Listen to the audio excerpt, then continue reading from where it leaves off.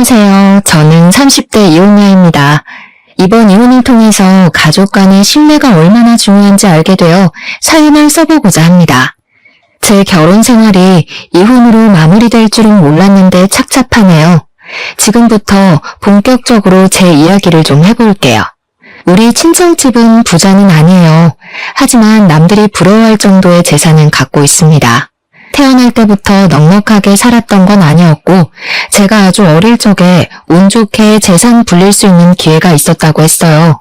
부모님이 갖고 있던 작은 토지 재산 중 한 곳에서 재개발이 지정되어 아파트가 들어섰다고 했거든요. 그 덕에 친정 집안은 평범한 가정에서 조금 더 넉넉하게 살 수 있는 형편이 되었다고 했어요. 저희 부모님이 원래는 맞벌이였는데 엄마가 전업주부로 포지션을 바꾼 이유도 다 그 이유였다고 하셨죠. 그 운 덕분에 부모님은 건물 2채에 용인에다 땅까지 하나 더 사서 관리했고 제가 결혼할 때쯤에 남들이 부러워할 만한 재산을 갖게 된 겁니다. 이걸 부자라고 하기엔 좀 민망한 수준이고요. 그냥 부족하지 않게만 살았다고 표현하는 게 맞을 것 같네요. 아무튼 저랑 남편이 처음 만난 곳은 직장에서였어요. 같은 대기업을 다니다가 눈이 맞아 결혼을 하게 되었거든요. 그때만 해도 저랑 남편 둘 다 결혼 정년기라 더 결혼이란 초점에 맞춰 만났던 것 같아요. 저희는 서로 처음엔 관심 없다가 우연한 기회로 같은 작업에 참여를 하게 되면서 친해졌어요. 저는 대화가 잘 통하는 사람을 좋아하는데 남편이 딱 그런 사람이더라고요. 게다가 남편이 유독 맡은 일에 대한 책임감이 강한 편이었는데 그 점이 제 마음을 가장 강하게 흔들었습니다. 그 책임감을 보면서 이런 남자와 결혼하면 적어도 가정을 등 돌릴 짓은 하지 않겠다는 걸 느꼈거든요. 예를 들면 불륜 같은 부정행위 말입니다. 저 또한 스스로에 대해 책임감 정도는 가지려고 노력하던 사람이었기 때문에 만약 결혼을 하게 된다면 부모님의 도움보단 제 선에서 해결하고 싶었거든요. 그래서 제가 꾸준히 돈을 모아왔는데 신기하게도 그건 남편 또한 마찬가지더라고요. 남편도 집에 손 안 벌리고 혼자 돈을 부지런히 모았대요. 그런 점이 저랑 남편의 공통점이라고도 생각해 더 마음이 통했던 것 같았어요. 그렇게 저희는 서로 집안 배경보다는 각자 모은 돈만 보고서 결혼을 결정하게 되었죠. 남편은 결혼하기 전 혼자서 모은 돈 2억 5천 있다고 제게 말했었습니다. 온전히 현금으로 가진 재산만 그렇다고 했고 그뿐만 아니라 이미 집도 한 채 갖고 있다고 했어요. 심지어 시부모님 집도 남편이 사준 거라고 하더군요. 너무 대단한 게 느껴졌어요. 남편이 아무리 대기업 사원이라고 하더라도 나이가 40대, 50대도 아닌데 그렇게까지 재산을 모으고 관리했다고 하니까 존경스럽기까지 하더라고요. 그래서 저는 더 이 사람이 충분히 준비되었다고 생각했어요.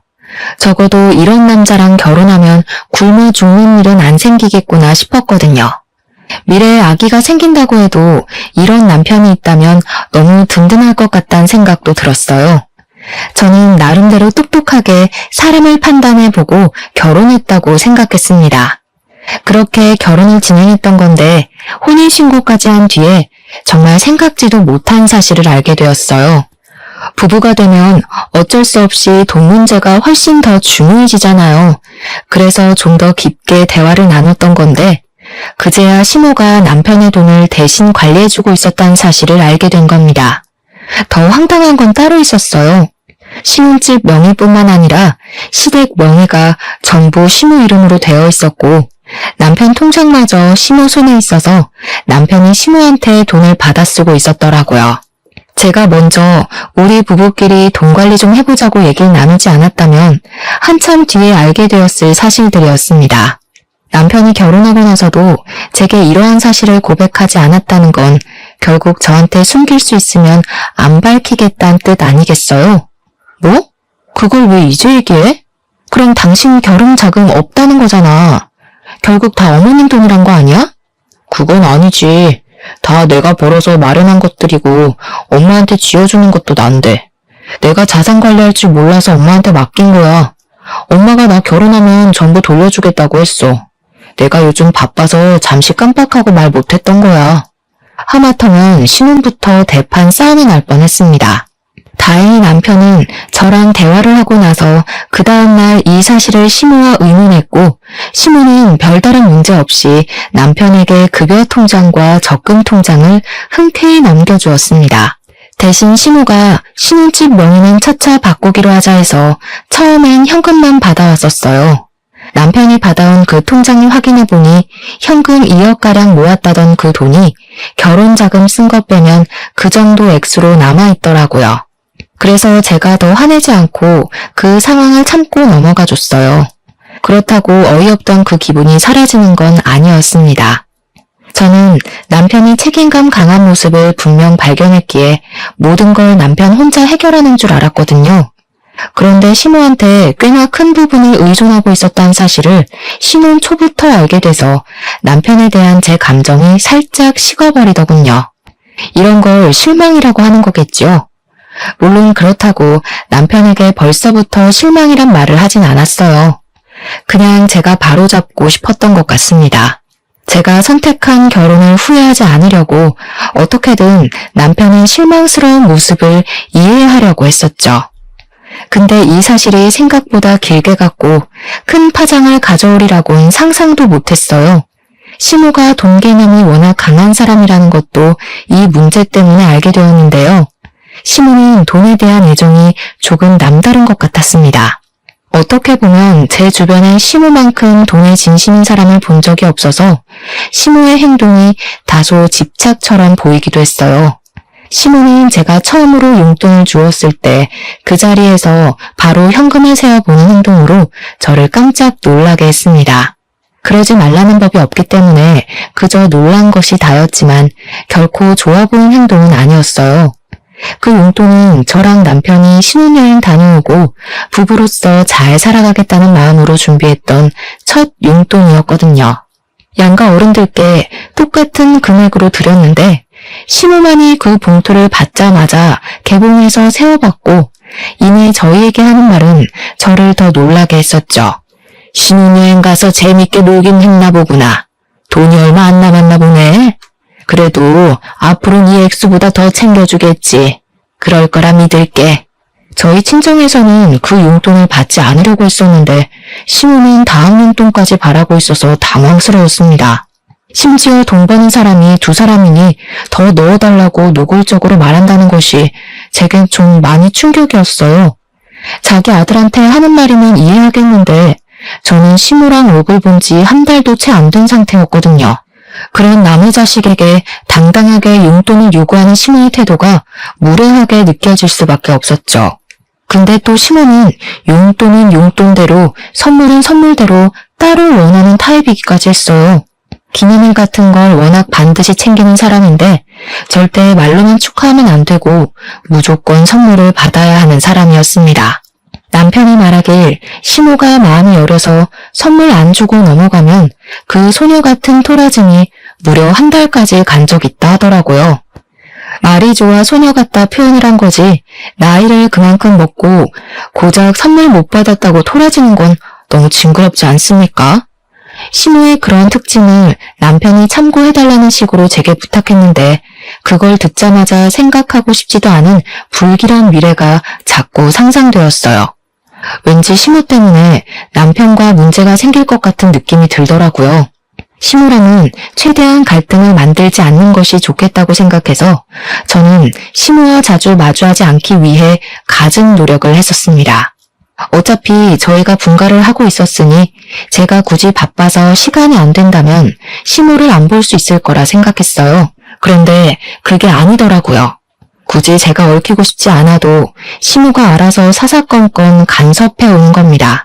저희 친정 부모님이 제가 먼저 연락하지 않는 이상 잘 연락을 주지 않으니 시댁도 그럴 거라 착각을 했어요.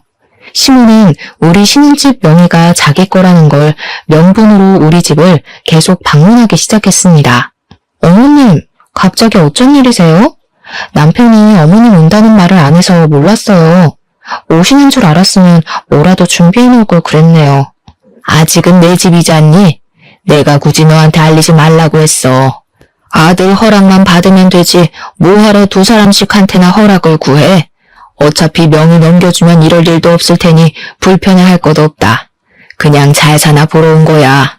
시모는 이런 식으로 저희 집을 쳐들어오곤 하셨는데 말만 잘 사나 보러 왔다고 표현한 거지. 사실 시모는 올 때마다 집안 살림살이를 둘러보면서 잔소리를 엄청 했습니다. 그게 다 돈 얘기였어요. 우리가 집에 새로운 무언가를 들이면 얼마 주고 샀는지를 꼭 물어보더라고요.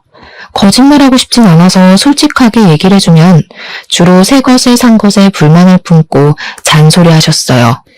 요즘 중고도 상품 괜찮게 내놓는데 뭐하러 새 걸 사니? 이런 걸로 돈 아끼는 것도 다 살림하는 지혜야.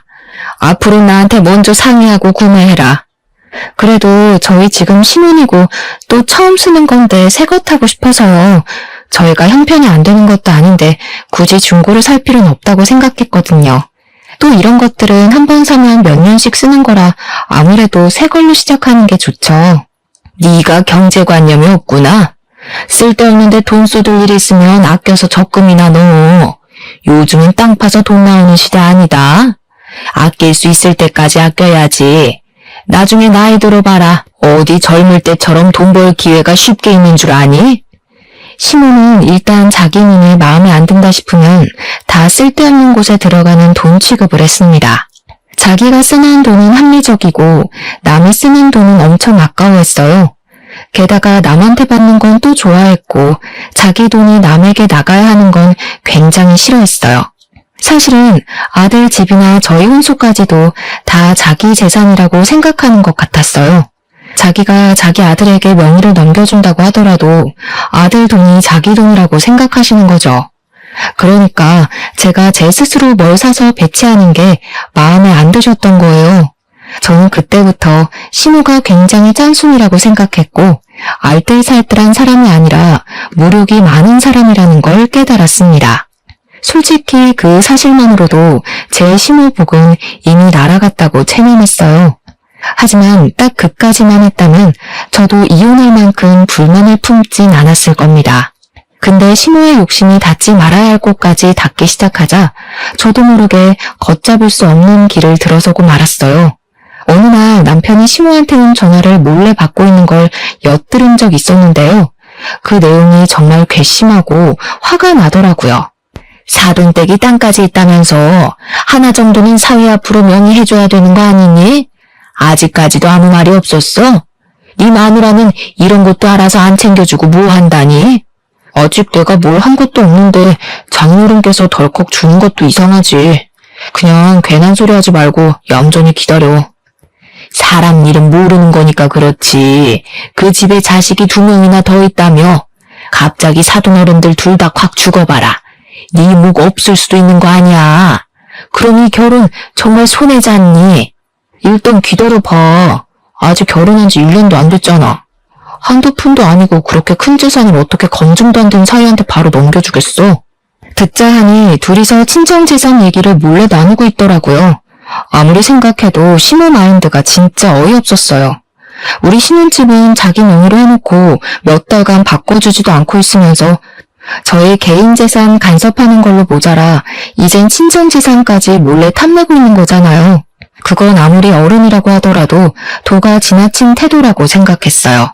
시모가 저를 보면서 속으로 친정 재산을 노리고 있었을 걸 생각하니 너무 거북스럽더라고요.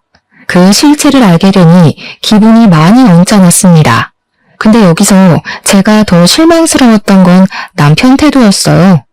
남편마저 시모와 별반 다를 게 없는 사람이더라고요. 시모가 하는 말도 안 되는 소리에 남편이 대답할 때마다 제 귀를 의심했습니다.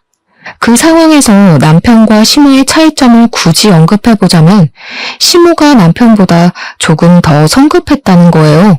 솔직히 시모만 그랬다면 100번 1000번 생각해서 그럴 만한 위인이라 생각하고 무시할 수 있었거든요.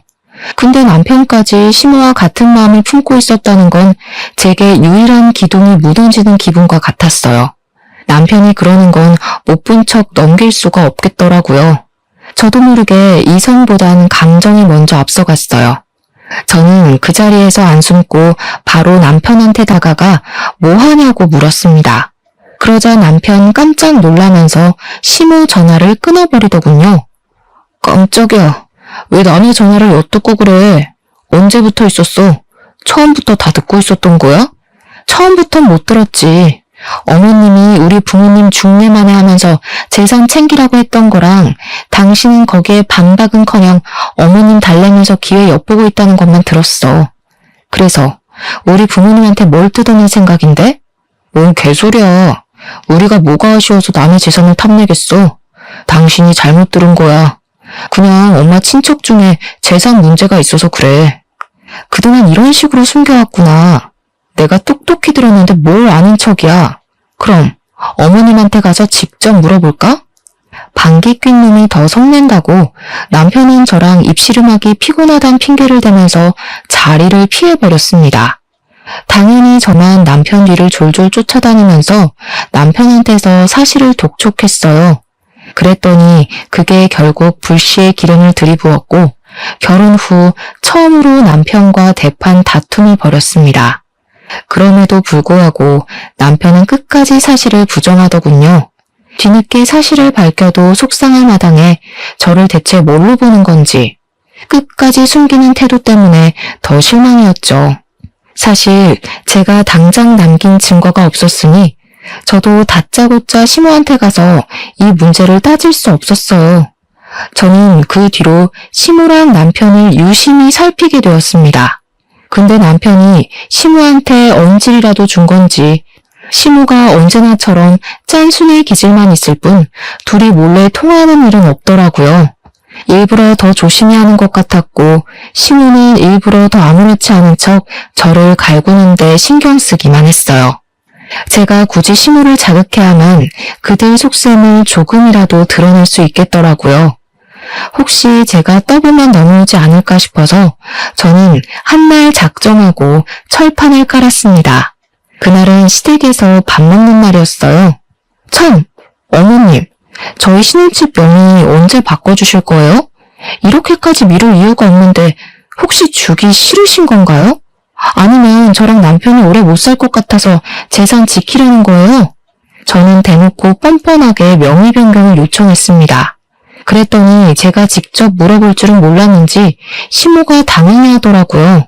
그게 뭐가 그렇게 중요하니? 어차피 내 명의로 돼 있어도 내가 죽고 나면 내 아들 재산인데 내 아들 명의로 바꾸나 내 명의로 두나 그게 그거지. 그리고 너희들이 이혼을 하든 말든 그것까지 내가 어떻게 관여를 해? 넌 대체 나를 어떻게 생각하고 있었던 거니? 혼자서 아주 소설을 썼나 본데?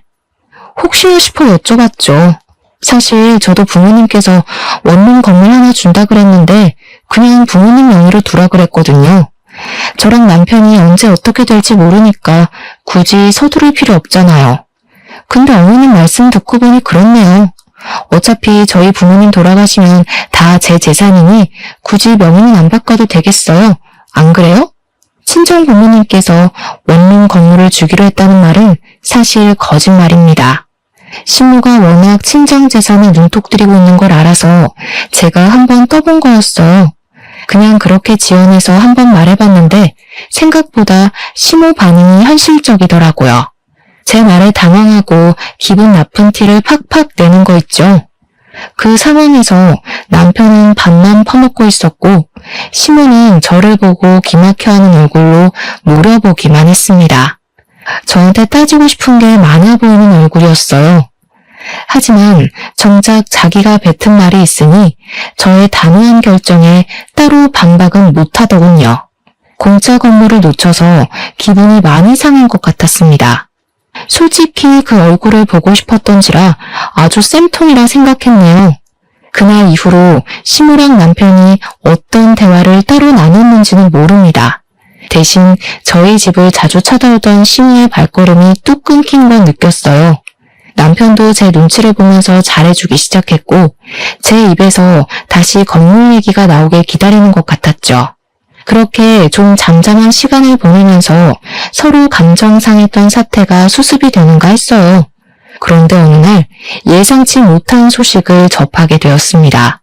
제가 시댁의 코를 납작하게 눌러준 지 얼마 되지 않아서 우리 아빠가 하던 사업이 크게 망해버린 거예요. 그 탓에 친정이 갖고 있던 재산은 거의 몰수됐고 아빠는 약간의 빚만 져서 겨우 상황을 무마시켰습니다. 어린 시절부터 쭉 저희 아빠 회사는 강건했는데 생각도 못했던 아빠 회사의 부도는 저에게도 큰 충격이었어요. 그 바람에 친정 부모님은 결국 작은 원룸방으로 이사를 가게 되었고 친정아빠는 순식간에 신용불량자가 돼서 아무것도 할 수가 없는 상황이었습니다. 제가 모으고 있던 돈으로 친정 부모님께 집이랑 식비 등을 해결할 수 있는 여윳돈을 보내줘서 최악의 처지까진 면할 수 있었어요. 그래도 저랑 엄마는 아빠가 여기서 무너지지 않는 것을 더 중요하게 여겨서 따로 내조를 많이 하였습니다. 아빠는 가족들을 보면서 책임감을 절대 놓지 않았고 좌절할 여유도 갖지 않고서 바로 재기 준비를 하셨어요. 그런데 아빠가 신용불량자라서 사업을 새로 시작하더라도 명의를 아빠 걸로 하기 어렵더라고요. 그래서 제가 흔쾌히 빌려줬습니다. 사업장 등록이랑 사업장 임대 등을 전부 제 명의로 시작하게 된 것이죠. 이 문제로 저는 한동안 친정 부모님 보필하느라 정신없었어요. 당연히 제 친정 사정은 한 이불 덮고 사는 남편이 알 수밖에 없잖아요. 처음에는 저희 친정 부모님 걱정을 하더니 제가 돈을 못 모으고 친정에다 돈을 쓰고 있으니까 남편이 슬슬 한두 마디씩 얹더라고요. 그러다 장인어른 또 망하면 그 다음은 어떻게 도와주려고 벌써부터 돈을 퍼다 나르고 있어? 나중에 나한테도 돈 빌려달라 손 벌릴 거야? 당신은 우리 부모님 고생하는 것보다 그게 더 걱정인 거야? 우리 부모님한테 괜찮냐고 전화 한 통이나 해주고 말을 해. 그리고 걱정 마. 주머니 사정 어려운 놈한테 손 벌릴 생각 없으니까. 남편은 원래 받고 싶던 재산을 못 받게 됐다는 생각 때문인지 저를 대하는 태도가 점점 변해갔습니다. 갈수록 예민해져선 일부러 시비를 걸더라고요. 술 먹고 집에 들어오는 날엔 마누라 때문에 자기 인생 망했다느니 처가에서 자기 등에 빨대 꽂으려고 한다느니 우리 친정 때문에 자기가 곧 거지 되게 생겼다고 그렇게 심세한탄을 했어요. 재수없었습니다. 저희 집에 재산이 넉넉할 땐 어떻게든 하나 얻어내보겠다고 눈치 보고 아부떨더니 떼먹을 재산 사라지니까 그냥 저를 떼어놓고 싶나 보더라고요. 그렇잖아도 스트레스 받는데 누가 부모 자식 사이 아니랄까봐 이런 진상짓을 남편뿐만 아니라 시모까지 똑같이 저질렀어요. 우리 집 망하고 나서 시모가 처음 저를 찾아왔을 때 저 바로 쫓겨날 뻔했습니다. 대체 이게 무슨 혹 때려다 혹 붙인 격이야? 그놈의 명의 하나 얻겠다고 내가 별꼴을 다 겪는다. 아니 바깥 사돈은 일처리를 어떻게 하셨길래 부도를 내? 예. 나는 빚쟁이 사돈 안고 갈 생각 추호도 없으니까 당장 이혼해라. 이러다 앞길 창창한 내 아들 인생까지 망하겠어. 네? 저희 아빠가 남편한테 피해 준 것도 없는데 무슨 발목을 잡았다고 그래요. 그리고 저희 아빠 다시 재기하실 거거든요. 지금도 새 사업 준비 중이라고요. 말 잘도 지어낸다. 너 네 아빠 망할 줄 알고 신혼집 명의 달라고 한 거지? 신용불량자가 무슨 사업을 제기해? 내가 집에만 있다고 그런 것도 모를 줄 아니? 집에만 있으셔서 모르시는 것 맞네요. 명의는 빌릴 수도 있는 거 모르세요? 제가 아빠한테 명의 빌려줘서 시작할 수 있었어요. 저희 아빠 책임감 강한 분이라 분명 제기 성공할 거라고요. 이혼을 안 하려고 발악한 게 아니라 저는 단지 시모가 먼저 저한테 이혼을 주장하고 있는 것이 마음에 안 들었어요. 이혼을 통보해도 제가 먼저 하고 싶었습니다. 저는 잘못한 게 없는데 이혼까지 강요받으니까 화가 나더라고요. 그래서 저희 친정아빠가 부도 한 번으로 무너질 만큼 멘탈 약한 분도 아니고 사업가에 소질 있는 사람이란 걸 더 어필했어요. 고작 전업주부인 시모가 우리 아빠를 무시하는 것도 싫었거든요. 그런데 시모는 제 반박 때문에 더 이혼을 강력히 주장했습니다. 뭐? 명의를 빌려줘? 그런 중요한 사안을 왜 마음대로 정하니? 그러다가 그 사업까지 망하면 그 빚 네가 다 떠안는 거 아니야. 그럼 내 아들 인생 완전 쫑나는 거잖아. 이 사람들이 우리 집 재산 홀랑 훔쳐가려고 했나 보네. 순 도둑놈 집안이었구먼.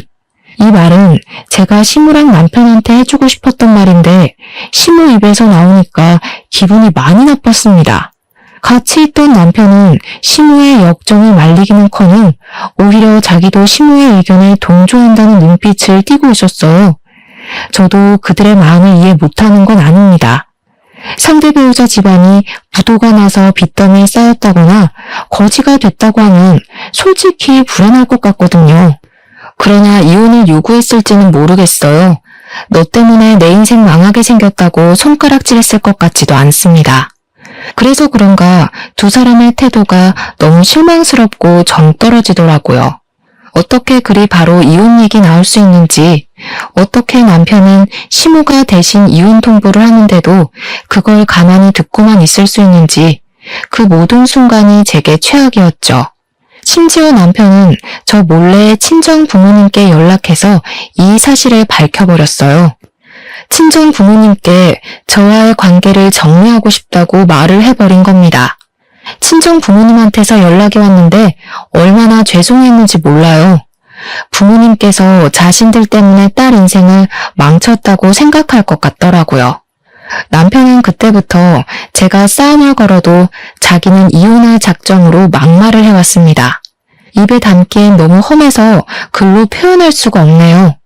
그렇게 저희 상황과 관계는 극에 달할 대로 달해서 그야말로 심각한 우환이 찾아왔어요. 친정 부모님은 제 걱정에 잠을 설쳐서 언제 한번 시무한테 따로 연락을 했었답니다. 시무에게 애들 이혼에 대해서 시간을 두고 기다려달라 했나 보더라고요. 근데 시무는 저랑 친정 부모님한테 제대로 모욕을 주고 싶었던 건지 친정 부모님의 부탁에도 불구하고 굳이 제가 듣는 자리에서 친정 부모님과 다시 통화를 했습니다. 아무리 생각해봐도 우리가 너무 손해라서 왜 그래야 되는지 모르겠는데요. 그냥 막연히 기다려달라는 건 우리 보고 지금 눈 뜨고 코 베이라는 거잖아요. 나중에 자금 사정 어려워지면 우리 아들한테 돈 달라고 부탁할 거 아닌가요? 우리가 호구로 보이세요? 그럴 리가요. 그런 뜻 아니에요. 제가 이번에 준비하고 있는 사업 무조건 성공시킬 거라 이렇게 부탁드리는 겁니다. 제가 저한테 확신이 없으면 감히 이런 부탁 못하죠. 저 한번 믿어주시고 애들 이혼은 잠깐 보류하는 게 어떨까요? 꼭 보답할게요. 말귀를 못 알아들으시네. 사업가란 사람이 당장 상대방 말도 이해 못하는데 뭘 성공하겠단 거예요? 그쪽이 한때 돈 많은 사돈이라 해서 봐줄만 했던 거지. 그 집 딸내미가 어디 우리 아들같이 잘생긴 애랑 어울리는 줄 알아요? 당신 딸 볼 거라곤 집안 배경밖에 없어요. 근데 이제 거지꼴 됐으니까 값어치가 정말 떨어졌어. 나도 그런 며느리 필요 없어요. 시모는 제가 똑똑히 듣고 있는 상황에서 저희 아빠를 대놓고 무시하였습니다. 저 너무 화가 나서 쌀 씻고 있던 솥을 들고 그대로 시모한테 부어버렸어요. 정말 충동적인 행동이었죠. 물과 쌀알로 범벅된 시모가 놀라서 저를 쳐다봤는데 부모님 모욕하는 시모가 너무 사람 같지 않아서 저도 모르게 어른한테 해선 안 될 말을 해버렸어요. 어머님은 고작 며느리 흉이나 보는 무능력한 전업주부 아니세요? 아들 돈 없으면 길바닥에 나앉아서 돈 구걸하는 것밖에 못할 사람이잖아요. 배울 점이라곤 괜히 똥만큼도 없는 사람이 어떻게 우리 아빠를 무시해요? 진짜 주제넘네요. 그때 시모가 들고 있는 폰을 보니 전화가 끊어지지 않았더라고요. 아마 저희 아빠가 들었을지도 모르죠. 저는 속상해서 그대로 집을 나와버렸어요. 일을 이렇게까지 벌렸는데도 제가 차마 이혼을 두려워했던 건 사실 이유가 있었습니다. 그맘때쯤 임신이 되었기 때문이에요. 아이에게 한부모 가정을 만들어주고 싶지 않아서 최대한 힘써보고 일을 악물었던 겁니다. 제 감정은 이미 이혼을 하자고 마음먹었는데 새 생명이 생겨버렸다 보니까 머리가 작고 정말 이혼만이 답인 건지 고민하게 하더라고요. 저는 임신을 했다는 것도 산부인과 다녀와서 일주일 뒤쯤에 남편에게 밝혔습니다. 밝힌 이유는 그날도 남편이 저한테 이혼 얘기를 꺼냈거든요. 자기 엄마를 함부로 대하는 아내는 데리고 살기 싫다면서 말이죠.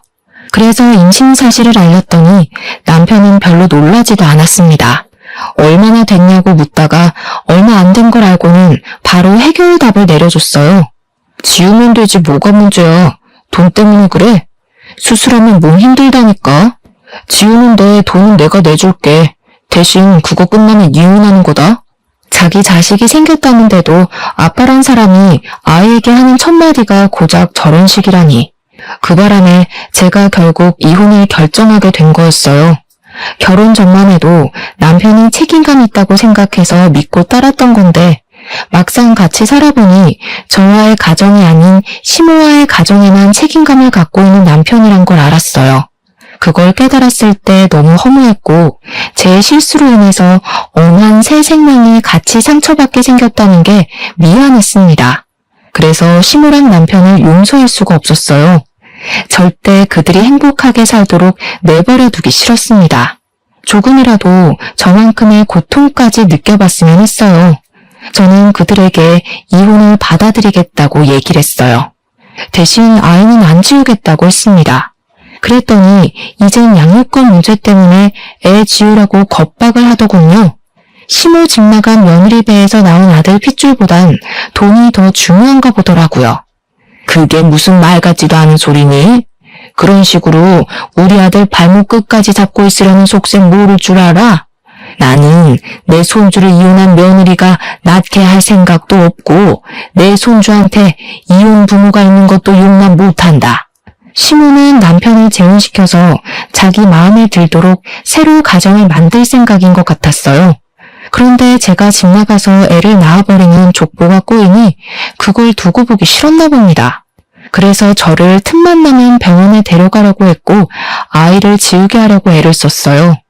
저는 이혼을 받아줄 때까진 그 신혼집에 버티고 있을 생각이었는데 아무래도 신변이 위험할 것 같아서 결국 야반 도주를 했습니다. 그 새벽에 친정으로 숨어들었죠. 저 당연히 스트레스 받은 것이 많고 사람 같지도 않은 그들에게 소송 이혼하고 싶었어요. 하지만 그때까지도 저희 집안이 어려웠을 때라 한 푼 두 푼이 아쉬웠습니다. 집안 형편이 빚더미인데 무슨 소송을 할 수가 있었겠어요. 그래서 눈물을 머금고 그들이 원하는 대로 합의 이혼을 하자고 했죠. 근데 역시나 애를 지울 때까지 이혼을 안 해주겠다고 하더라고요. 그렇게 이혼이 미뤄지면서 별거만 하길 1년이 지나버렸습니다. 저는 이혼을 하지 못한 채 출산을 먼저 하게 되었어요.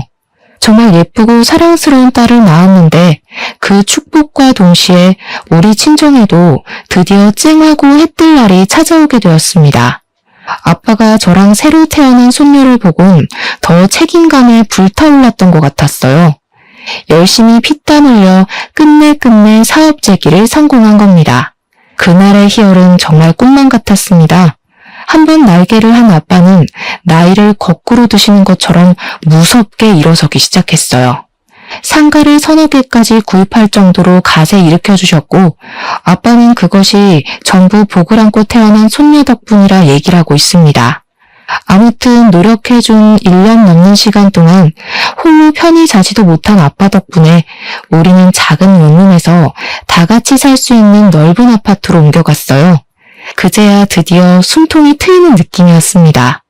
아빠 회사가 부도가 나기 전에는 몰랐던 소중한 것들과 감사한 것들이 뼈저리게 느껴졌어요. 세상에 당연한 것과 영원한 건 없다는 말 정말 기억하고 살아야 될 것 같더라고요. 그리고 저는 아직까지도 양육비 때문에 이혼 안 해주고 있는 시댁을 상대로 소송을 준비했습니다. 아빠의 지원받아서 좋은 변호사를 선임할 수 있었어요. 제게 시모와 남편은 10년 묵은 채증이나 다름없었고 손톱 옆에 난 가시 같은 존재였어요. 드디어 잘라낼 수 있게 되었다니 너무 기뻤습니다. 그렇게 그들에게 한 통의 연락도 없이 곧장 이혼 소송을 진행했고요. 양육권도 청구했고 시모랑 남편에게 여러 가지 협박당했던 통화 기록을 제출하여 정신적 손해배상까지 요청했죠. 그랬더니 그제야 친정아빠의 재기 성공 소식을 시모랑 남편이 알게 되었습니다. 자기들 자존심 때문인지 나름대로 저희 아빠를 뒷조사한 것 같더라고요. 저희 아빠가 부도나기 전보다 빠른 속도로 성장하고 있다는 것까지 알아낸 건지 깜짝 놀랄 만큼 아빠가 성공하자 태도 바로 돌변하는 거 아니겠어요? 저한테 연락 온 목소리가 너무 상냥한 겁니다. 그동안 고생 많았지? 못 본 사이에 벌써 우리 손주가 태어났겠구나.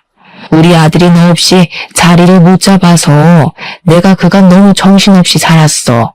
그래서 연락할 여유가 없었네. 그나저나 집안 문제 좀 해결됐다면서? 한 해 만에 일어나는 게 쉬운 일이 아닌데 너네 아빠도 참 대단하다. 역시 전문 사업가는 다른가 봐. 저희 아빠 칭찬하시려고 연락한 건 아니실 텐데 왜 전화하셨어요? 혹시 소송장 받고 긴가민가 하셔서 연락하신 거예요? 아, 소송장? 그래, 받았지. 사실 너한테 진심으로 사과하고 싶어서 전화했어. 예전엔 우리가 사업에 대해서 뭘 잘 몰라서 실언을 좀 했다. 정말 미안해. 네가 없어 보니까 알겠더라. 특히 우리 아들한테 네가 얼마나 중요한 아내였는지 깨달았어. 지난 날은 그만 잊고 다시 잘해볼 순 없을까? 누가 들어도 속보이는 시모 태도에 너무 어이가 없었어요. 여러분들도 저와 같은 감정을 느끼셨을 겁니다. 수그리고 들어오면 제가 받아줄 거라 생각했던 걸까요? 어떻게 이리 사람을 돈으로만 판단하고 대할 수 있는 건지 신기하더군요. 뭘 다시 시작해요? 저희 아빠가 성공하니까 다시 놓치기 아쉬워서 이러는 거 모를 줄 아세요? 저는 우리 아이한테 무능력한 할머니랑 무식한 아빠 만들어주기 싫어요. 뭐? 성질난 거 알겠는데 나 그래도 아직 네 시음이야. 너희 법적으로 여전히 부부인데 말이 너무 심한 거 아니니? 겨우 이 정도로 기분 나빠하면 안 되죠. 계속 연락하면 더 심하게 개망신 시켜드릴 거예요. 그러니 개수작 그만 부리고 위자료나 준비하세요. 괜히 도둑놈 새끼들처럼 돈 냄새 맡고 들러붙을 생각 마시고요. 그렇게 원하던 이혼해준다는데 말이 많네. 시모가 억지로 화를 참고 있는 게 수학이 너머로 느껴졌습니다. 시모는 꽤나 당황했음에도 우선은 제 비위를 맞춰주고자 했어요. 찬찬히 말해보자며 제 막말을 억지로 웃으면서 받아주더라고요. 그러거나 말거나 저는 시모가 말하는 중간에 그냥 전화를 끊어버렸습니다. 그냥 그렇게 소송 끝내고 이혼을 마무리하려고 했어요. 그랬더니 남편이랑 시모가 구질구질하게 친정집까지 찾아온 겁니다. 이사간 친정집도 뒷조사에서 알아낸 것 같더군요. 아무튼 그때 집에 아빠는 일가서 없었고 친정엄마랑 저랑 아기만 있는 집에 남편이랑 시모가 찾아왔어요. 제가 그냥 무시하자고 했지만 엄마가 뭐라고 사정할지 들어보고 싶다 해서 그들은 안으로 들였습니다. 오래간만에 보는 두 사람의 몰골은 오랜만에도 짜증이 나더군요. 그들은 울상으로 들어오더니 저랑 엄마 앞으로 냅다 무릎을 꿇었어요. 솔직히 그들이 잘못했다고 싹싹 빌 줄 알았습니다. 그런데 예상치 못하게 뻔뻔스러운 말을 하기 시작했어요. 장인어른 사업장 당신 명의 빌려준 거라고 했지? 이거 재산분할 소송하면 당신도 손해볼 수도 있어. 그래도 괜찮아? 억울하지 않겠어? 장인어른이 힘들게 일으킨 사업인데 괜히 문제 생겨봤자 좋을 거 없잖아. 그러니까 어차피 이혼 안 한 거 그냥 소송 취하하자. 자기네들이 나름 찬스라고 생각해서 떠올린 최후의 수단이었던 거지 웬 멍청이 같은 말로 협박을 하는 겁니다. 차라리 밑도 끝도 없이 고개 쳐박고 빌기만 했다면 제가 이혼 소송에 그렇게까지 용쓰진 않았을 거예요. 그런데 주제도 모르고 끝까지 제 약점을 찾아서 자기들이 승기를 잡으려고 하다니. 하는 짓들이 여전히 괘씸해서 오랜만에 제 감정이 다시 불타올랐습니다. 제가 사실 남편이 언급했던 명의 부분이 이혼할 때 좀 걸리지 않을까 싶어서 미리 변호사에게 알아봤어요. 그러자 변호사가 하는 말이 실질적 소유자가 중요한 거라서 명의가 내 거라도 소유자가 아빠면 저랑은 관계없는 재산이라고 하더라고요. 그러니 즉 제가 재산 분할 소송을 당하더라도 아빠가 가진 사업장은 재산 분할 대상에 포함되지 않는다는 답을 들었습니다. 아마 변호사에게 미리 물어보지 않았더라면 저렇게 협박하는 남편으로부터 당황해서 제대로 대처를 못했을 거예요. 그럼 시무랑 남편 둘이서 또 한 건 잡았다고 좋아했겠죠. 그래, 우리 아빠가 고생해서 키운 사업이지. 나 엿먹이고 싶은 것 같으니까 얼마든지 재산 분할 소송해봐. 그렇게 위자료랑 양육비 날리고 소송비도 날리고 변호사비도 날려서 제발 개털됐으면 좋겠다. 장인어른이 어떻게 돼도 상관없다는 거야? 어떻게 딸이라는 사람이 그럴 수가 있어? 그럼 너 때문에 장인어른은 또 사업 기반 흔들리는 거라고. 지금 나랑 엄마한테 화났다고 감정적으로 행동하지 말고 제발 미래를 생각해. 네가 언제부터 우리 아빠를 걱정했다고? 우리 아빠가 이혼 말릴 때 너랑 네 엄마가 우리 아빠한테 막말했던 거 잊었니? 지금 아빠가 일하러 가서 그렇지 이 자리에 있었으면 너 뺨 한 대 벌써 맞았어. 남편만으로는 안 될 것 같으니까 이제 시모가 나서기 시작했는데 시모는 아기를 안고 있는 우리 엄마에게 사정을 했어요. 사부인, 제가 못나서 그랬던 거지 제 아들은 제가 시키는 대로 했을 뿐이에요. 아무런 잘못이 없어요. 앞으로는 제가 애들한테 간섭 일절 안 할 테니까 제발 이혼 좀 말려줘요. 참 할 말이 없네요. 어떻게 눈앞에 자기 새끼가 있고 손녀가 있는데도 오로지 손익 걱정뿐일 수가 있어요? 진짜 사람한테 값어치가 있긴 있나 봐요.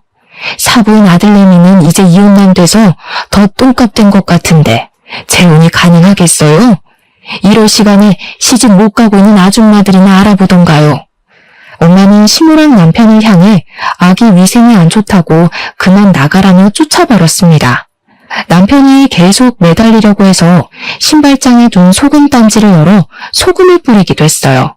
그게 남편과 시무랑 마주하는 마지막 만남이었습니다. 그 뒤로 저는 육아휴직 끝나기 전에 남편과 같은 직장 다니기 싫어서 이직하려고 했어요. 그런데 참 고마운 소식이 들려오더라고요. 남편이 진짜 우리 엄마 말대로 돈 많은 아줌마 하나 물려고 했는지 사내에서 직급 높은 노처녀들한테 찍적대다가 이미지 나빠져서 해고됐다고 하는 겁니다. 처음엔 좀 놀랐어요. 그러고는 바로 웃음이 터졌죠. 안 그래도 돈 나갈 구멍이 많은 집안인데 그나마 돈줄이던 남편을 번듯한 직장이 사라졌으니 이제야말로 제대로 똥출 타겠다 싶더라고요. 그러게 진작에 서로 믿어주고 기다려줬다면 상황이 이 지경까진 안 됐을 거잖아요. 물론 저한텐 쓰레기 걸러낼 수 있는 순간들이었기에 다행이지만요. 그래도 저는 그들을 보고 한 수 배웠습니다. 사람은 물질적으로만 판단해선 안 된다는 걸 말이죠. 사람의 감정과 신뢰를 가장 쉽게 망가뜨릴 수 있는 것이 돈이라고 생각해요. 물론 돈이 살아가는데 중요한 필수 조건은 맞아요. 그러나 유일한 조건은 아니라는 겁니다. 제발 이 쉬운 법칙 하나 받아들이지 못하는 창피한 어른이 되지 말도록 합시다. 제 사연은 여기까지예요. 글 쓰는 동안 제 이야기를 전할 수 있어 즐거웠습니다. 들어주셔서 감사합니다.